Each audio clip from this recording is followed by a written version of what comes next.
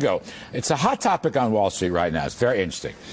Digital money called Bitcoin. I can't resist doing this. Digital money called Bitcoin. But the value of this money is like totally unpredictable. It fluctuates from $20 a unit to $260 a unit and all the way back down. In fact, today, trading was halted. So how do you know to make Bitcoin real money? How can we make Bitcoin real money? I have a very simple solution, Larry, because I like this digital money. Link it to gold.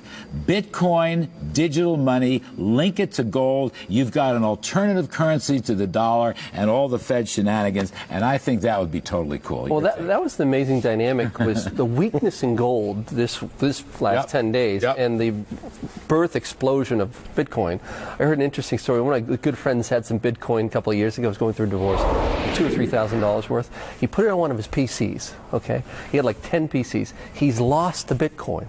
And on Monday he calls me, it's worth $26,000. He lost, in other words, the Bitcoin was actually, the file was on a PC, and he couldn't find it. Oh, I see. By the time I called me today, he was almost in tears because the Bitcoin value was down 50, 60%. But if they linked it, I mean, to serve as a medium of exchange and an investment store of value, if they linked this digital money, which I like it as an alternative currency. I'm a Hayekian. I like alternative money. They changed the name. Quit calling it the Bitcoin. Call it the Hayek. All right, call it the Hayek. That's name. exactly right. Make it legal tender, link it to gold, and then you can trade it, and it'll have staying power on all these transactions. They actually could do this. This is the Winklevosses, by the way. the guys who went up against Mark Zuckerberg. That's a good housekeeping seal of approval on this deal, those guys have had their ups and downs, but I think they may have something. To me, what do you think about Bitcoin conceptually it makes sense, and then I'd short it like I like to short gold because I don't know what the intrinsic value is.